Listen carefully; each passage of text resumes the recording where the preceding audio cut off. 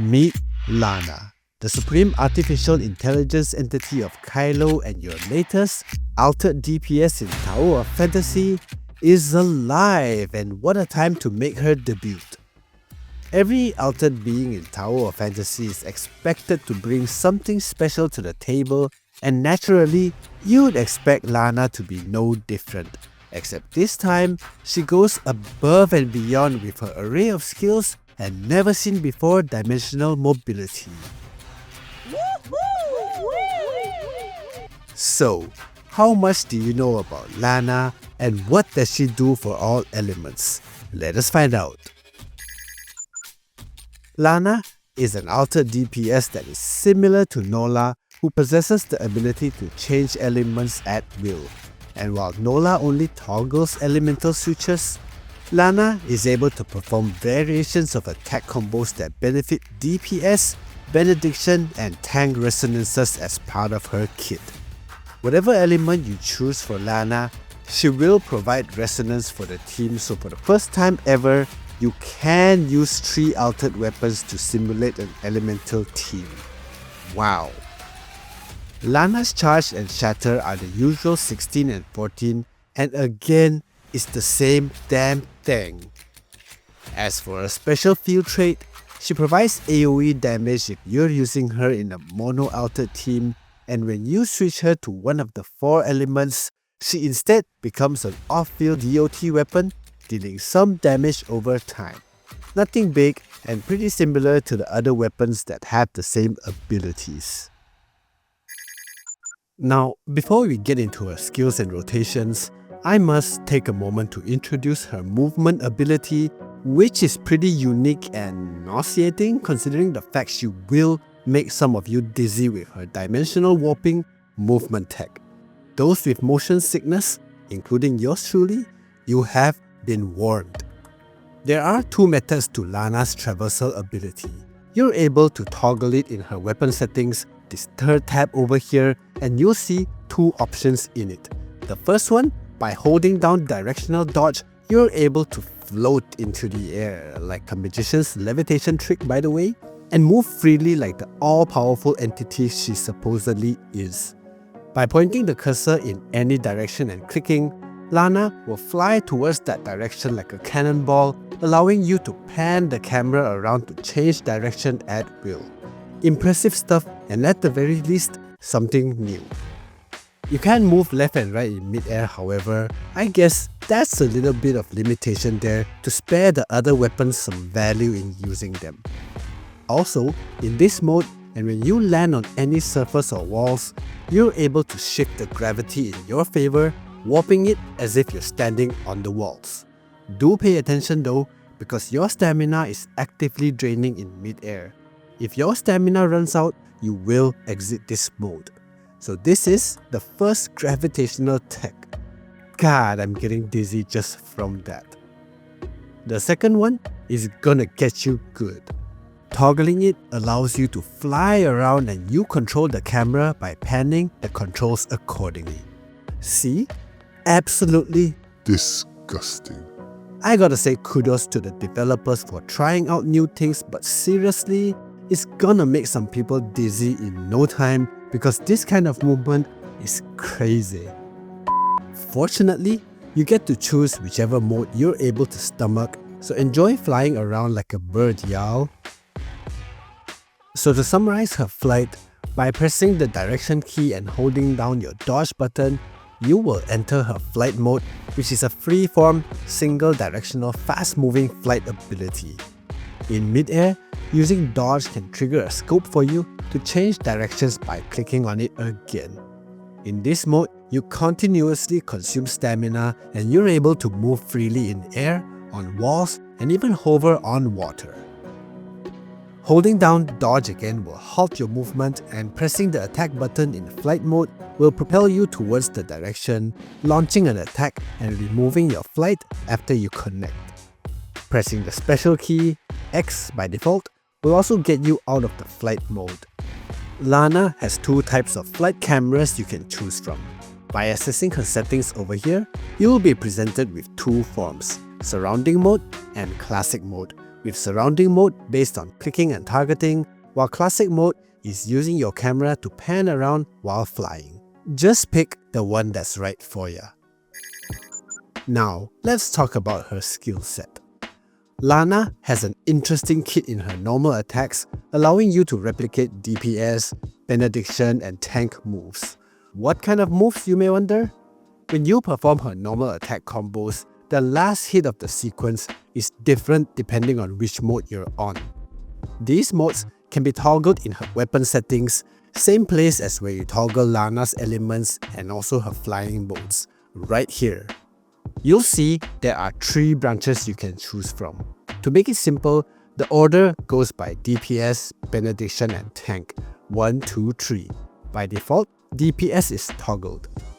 In this mode, when you perform her normal attacks and land the last hit, Lana will replicate herself into multiple lasers, firing dupes attacking the target. Pretty badass if you ask me. That's the first setting. Second branch, the Bene mode.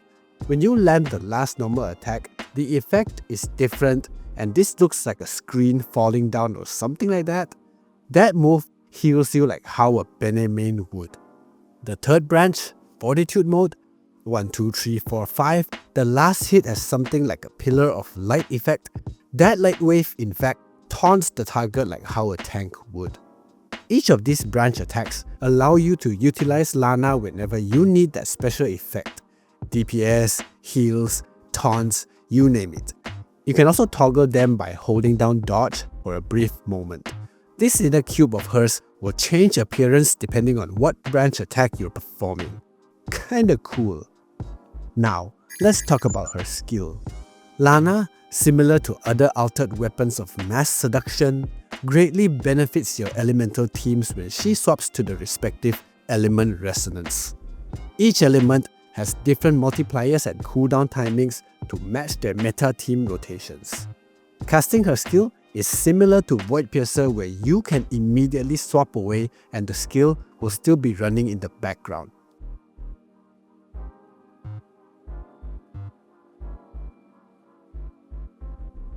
After using her skill, you'll notice a replica Lana will hover in the air to perform the branch attacks. Every few seconds, Lana too will cast the off-field attacks to assist you in combat. Looking good there, yo! Her skills do not have any buffs at all. Yes, you heard it right. For some strange reason, her effects are pure damage to targets and carry across the other effects according to your resonance. DPS mode, heal mode, tank mode, casting her skill gives you different effects alongside big damage to targets. Again, the design of these weapons really feels like they want you to keep rotating between your 3 weapons and no longer rely on one hypercarry super main DPS. Just keep that in mind. Yeah. So if your branch toggle is on DPS, your skills do damage over time, be it on field or off field. You still do some damage every 8 seconds at base 0 star and 5 seconds at 1 star advancement. It's a nice offhand sub DPS to have for the team. When your branch is heal mode, your skills heal the team over time. Very interesting as you may not be a benediction, but you get to heal the team every few seconds. Similar to Matrices Little Spring, I guess? When your branch is on tank mode, you will taunt enemies every few seconds as well as your attacks having greater shatter effect. Such power, but I wonder will you be taking away the aggro from the tank if you're in this mode? Maybe it isn't such a good idea to toggle this mode if you're fighting painful endgame bosses, y'all.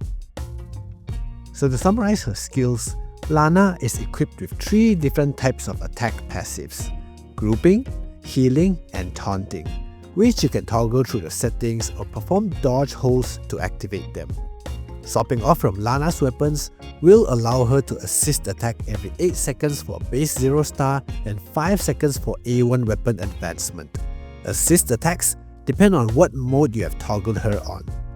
Her skill has different multipliers depending on which element she resonates with.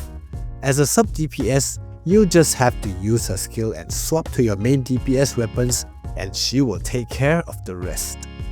In comparison, the The banner and tank modes have a slightly lower damage output than the DPS mode, but they do have important buffs should you need them for difficult instances. The trade-off may be worth it if you're not min-maxing timer ranks. Her Discharge looks cool and all but has no buffs and nothing special tied to it.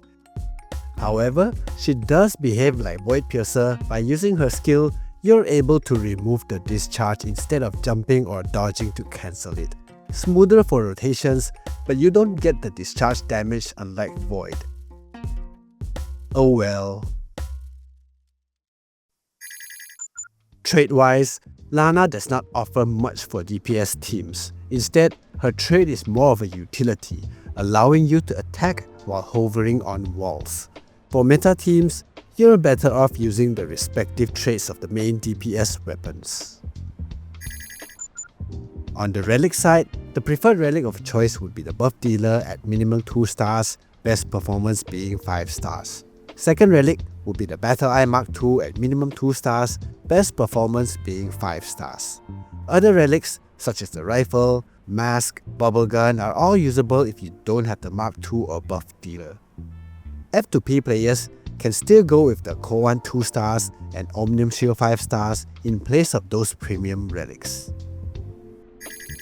Lana's matrices are very strong, and similar to most altered matrices, you either get the 4 pieces set or don't get any at all if resources are scarce. However, it really is beneficial to use Lana's 4-piece set with her weapon in the team.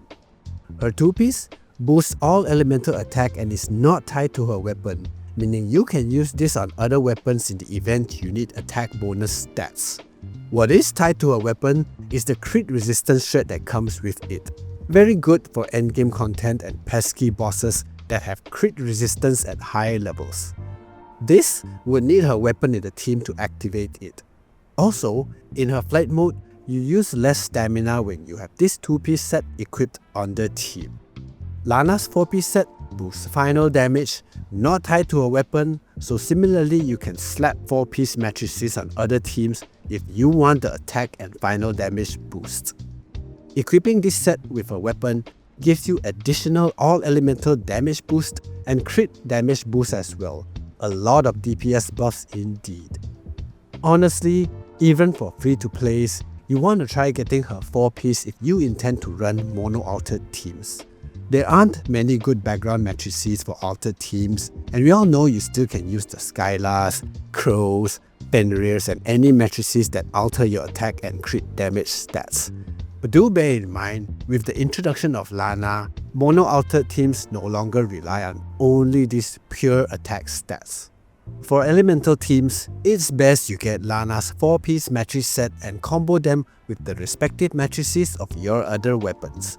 Otherwise, you still can fall back to the 2-piece Samir 2-piece Cobalt B from standard matrices. Just place them on your main DPS weapons because Lana operates fully in the background for those teams.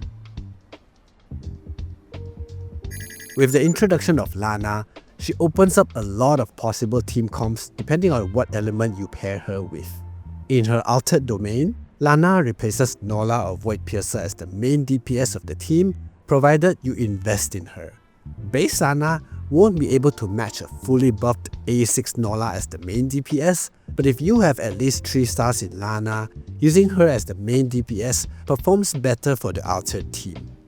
Aside from Void Piercer and Nola, other altered weapons like Nanyin, Fiona and Lin are all able to pair with Lana by buffing her and using Lana to perform her normal attack chains. Easy to use with pretty decent damage overall. Across the elemental spectrum, Lana replaced Void Piercer as the altered weapon of choice to pair with all latest meta weapons.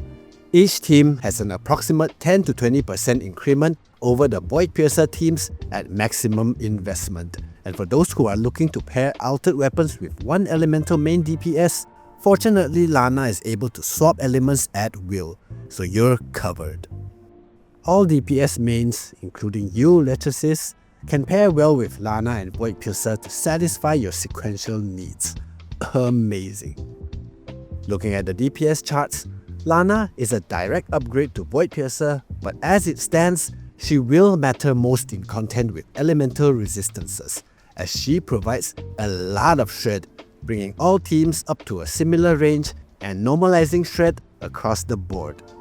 Volt leads the way as Veronica is the latest unit prior to Lana, with Fizz and Frost close behind. Of course, Frost would do better in endgame team contents due to the large assortment of buffs, but Fizz should prove worthy as long as you don't mess up Nanto's combos. Flame, on the other hand, still dominates the bygone stages because Lana does buff quite a bit for Flame, and with Matrices Benediction, the execution is still very much the deal breaker for Boundless Realm. Apart from that, Voidpiercer still has a place in the meta as she is a versatile choice for players that don't have double DPS elemental teams. 2 Altered and 1 elemental main DPS can still do well provided you invest in your Altered teams. And by the way, mono Altered teams are really just for convenience and shouldn't be measured against the elemental counterparts, but do know that they are beginner friendly and can be used at 0 stars. All of them. 1-star Lana increases all elemental damage and reduces her assist cooldown to 5 seconds from the original 8. Remember the part where she does those assist attacks every 8 seconds after casting her skill? Yeah, that's the one.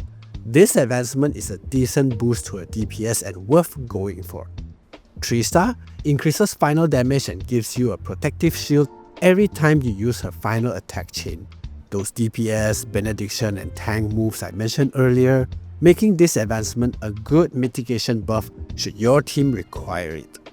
5-star gives her the resistance shred that is important if you're into endgame content and looking to replace Voidpiercer on your team. In this day and age, anything lesser than 30% shred simply isn't enough, so 5-star Lana is indeed worthy of your investment. You also get a one-time death prevention upon fatal damage with a cooldown of 60 seconds, an assurance of excellence.